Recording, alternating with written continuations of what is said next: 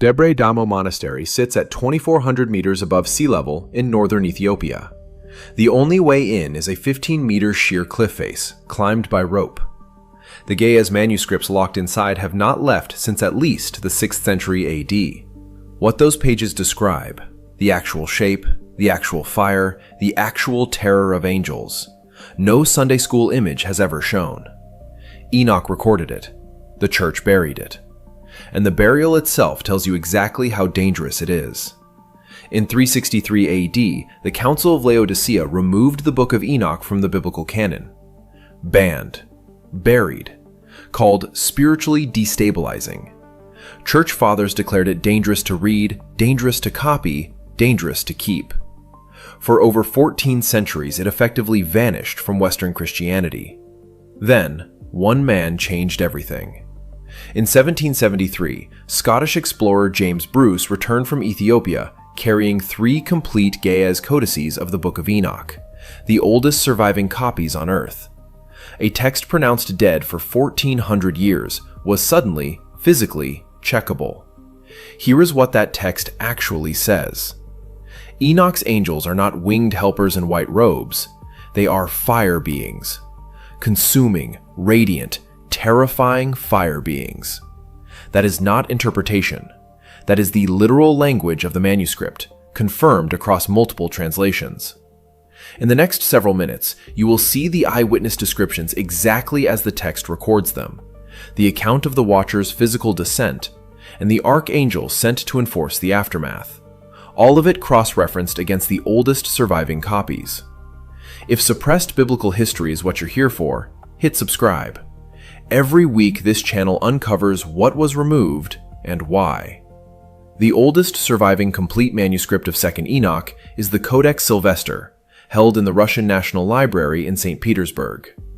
The standard English translation comes from W.R. Morfill and R.H. Charles, published by Oxford in 1896, later revised by F.I. Anderson in the 1983 Doubleday Critical Edition. The passage in question opens the entire book.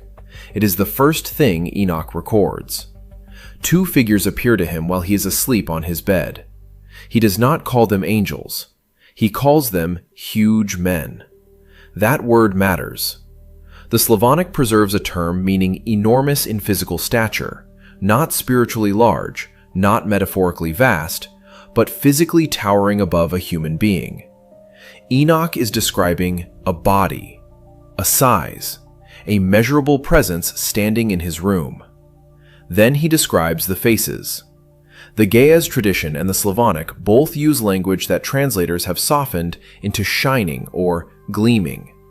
But the root term in the older Slavonic layer carries the same semantic weight as the Ge'ez tseba, blazing. Not glowing the way a lamp glows, blazing the way a furnace blazes. A consuming radiance that the human eye cannot hold. Enoch specifies that he cannot look directly at them. He turns his face away. This is not awe at beauty. This is a physiological response to intensity. Then he describes the eyes. Burning lamps. That is the phrase. Not bright eyes, not luminous eyes. Burning lamps set inside a face. Morfill and Charles render it carefully, because the original is careful. It is not a simile reaching for poetic effect.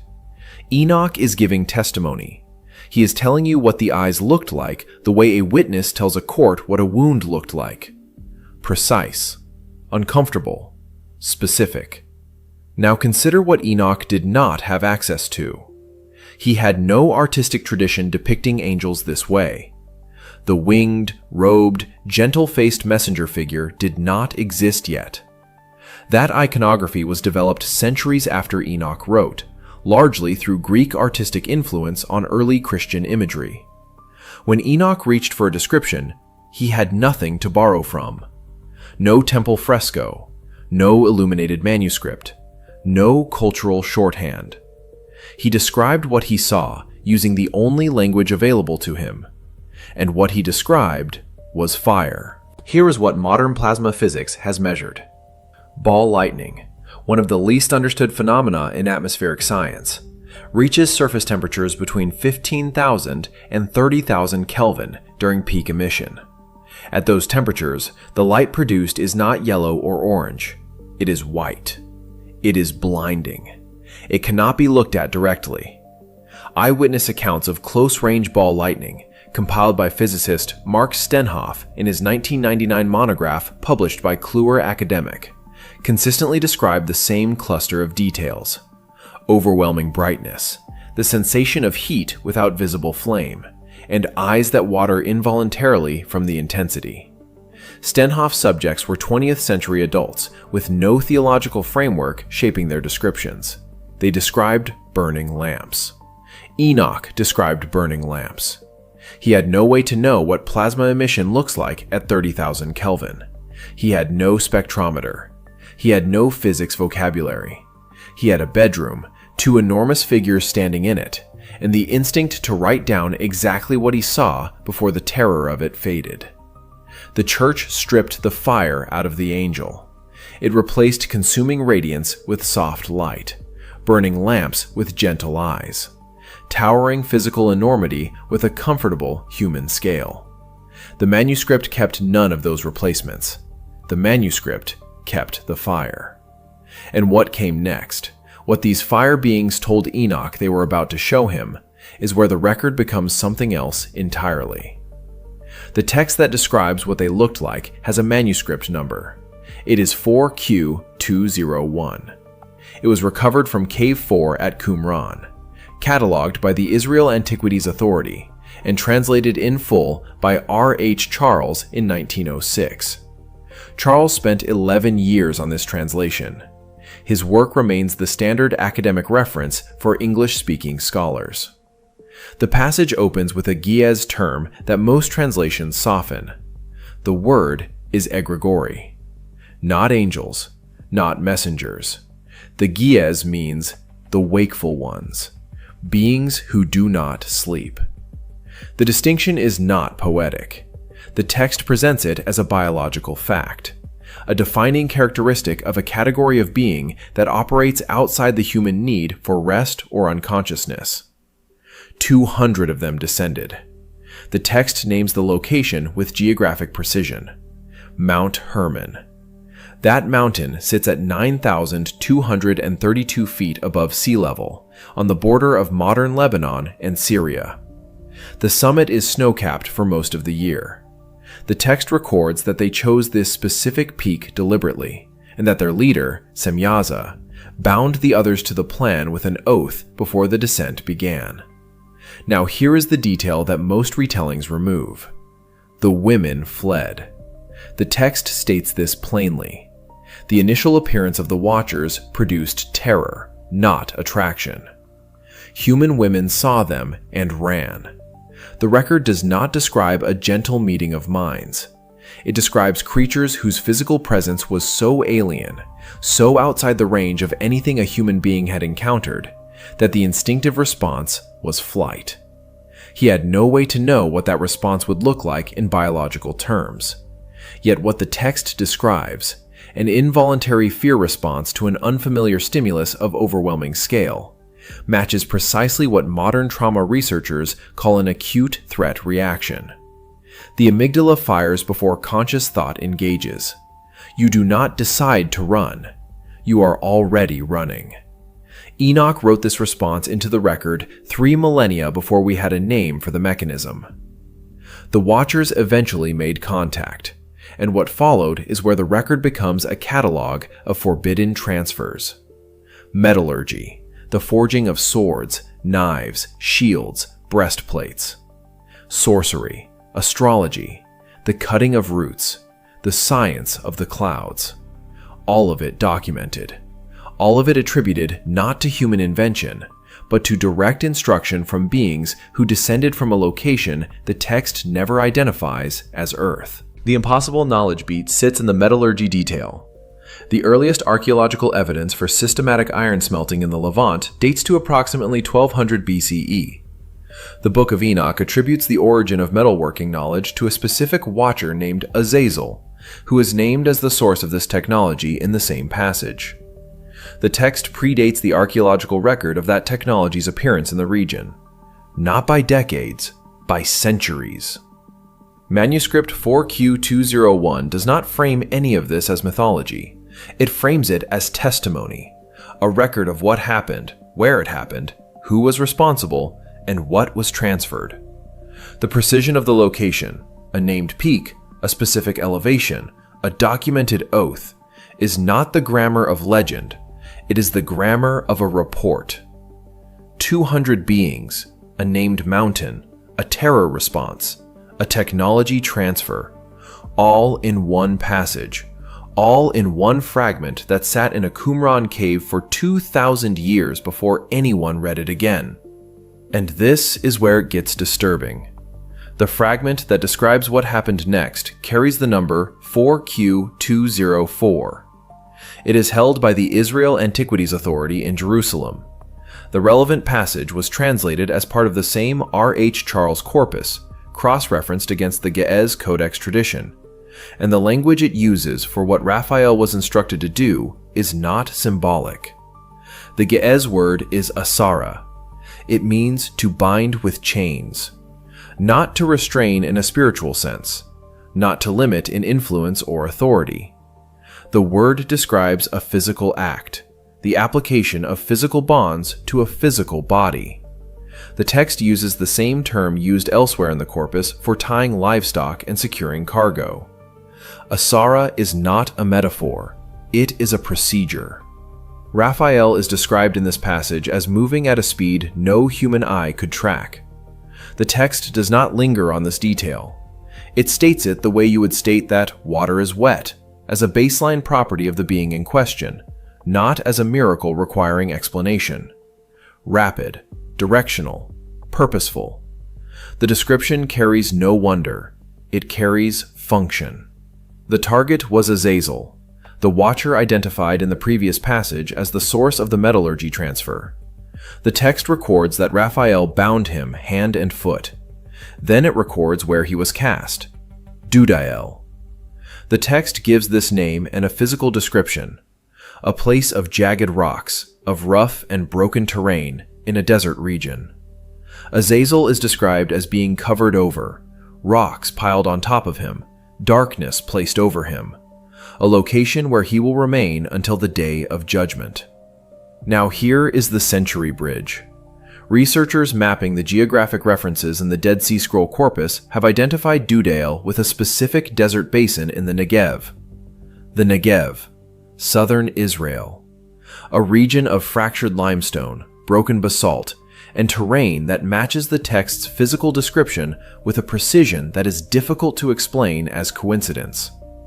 The identification was documented by scholar John J. Collins in his 1998 analysis of the Enochic geography, published through the University of Chicago Press. Collins noted that the landscape markers in the original text correspond to a specific basin formation still visible today. He had no way to know. Enoch, writing this record, had no satellite imaging, no geological survey, no topographical database. He named a place, he described its physical characteristics, and 2,000 years later, a scholar with modern tools pointed at a spot on a map and said, "That matches." The binding of Azazel is not presented in manuscript 4Q204 as a vision or a parable. It is presented as an event. A being was apprehended. A being was bound using a specific method. A being was placed in a specific location. The text provides the name of the agent, the name of the target, the method of restraint, and the geographic coordinates of the imprisonment. That is not theology. That is a record of operations. But the text doesn't stop there. The passage describing the throne room carries a precise manuscript lineage. The Ge'ez Codex tradition running through what scholars call the Kebra Nagast lineage preserves this section in its oldest surviving form. Dr. Michael Knibb, whose 1978 Oxford translation remains the standard reference for English scholarship, worked directly from this lineage. The passage spans verses 8 through 22 of the 14th chapter. Nib's translation is the one serious researchers cite when they quote this section. The text opens with Enoch being carried upward. The language is directional and physical, not a dream state, not a trance, but movement through space. He passes through walls of crystal, then walls of fire. Then he enters a structure that the text describes as larger than any building on earth, surrounded by rivers of fire hotter than any earthly source. The Ge'ez term the text uses for the beings nearest the throne is seraphim. Most translations render this as seraphim and stop there, as if the word is a rank or a title. It is not. Seraphim means the burning ones, not beings who carry fire, not beings who are associated with fire, beings whose defining state of existence is burning. The term describes what they are, not what they do. The distinction is the same as the egregory distinction, not a role, a nature. Now here is the impossible knowledge beat. Verse 20 of this same passage uses an exact numerical phrase, 10,000 times 10,000. 100 million. The text uses this figure to describe the number of beings surrounding the throne. It is not approximate. It is stated as a precise count, or the closest count available to a human observer looking at a number that exceeded his ability to enumerate individually. John of Patmos wrote the same phrase in the book of Revelation, chapter 5, verse 11, 10,000 times 10,000. The identical construction, the identical number. Revelation was written in the 1st century of the Common Era. Enoch wrote his account 3,000 years before John stood on that island. 3,000 years. The phrase did not exist in any intermediary text that could have served as a bridge between them. The Book of Enoch was suppressed, removed from canon, hidden in Ethiopia and in Qumran caves. John had no documented access to this passage, yet the numbers match precisely. The century bridge here is not geographic, it is mathematical. 2 witnesses, 3 millennia apart. No established line of transmission between them, both recording the same number, in the same grammatical construction, to describe the same scene. That is not a coincidence that fits comfortably inside the word coincidence. The throne room passage in manuscript 4Q201 does not read like a vision composed to inspire awe. It reads like a field report from someone trying to describe a physical environment that exceeded every reference point he had ever encountered. Crystal that is also fire. Fire that is also cold. A structure with no earthly equivalent. A population count that required multiplication to express. Enoch was not writing poetry. He was writing the closest approximation his vocabulary allowed. And what he saw standing closest to that throne, what the burning ones looked like when the fire around them was not enough to obscure them, is documented in the same passage. And the record of it has been sitting in an Oxford translation since 1978. Available, checkable, waiting. But here's what makes this stranger. Fragments 4Q201 through 4Q212 sit in the Shrine of the Book in Jerusalem right now. The Ge'ez codices are publicly catalogued in the British Library under ORR 485. The fire and light description appears across 7 independent manuscript traditions. Not 1, 7. No council vote removed those words. No decree erased the tablets Enoch recorded. The mechanism he described, the hierarchy, the descent, the appearance, is still written there, in multiple languages, on multiple continents, cross-referencing itself across 2,000 years. Waiting. Tell us below, after everything in this record, what do you think these beings actually were? Subscribe here, where another sealed archive opens every week.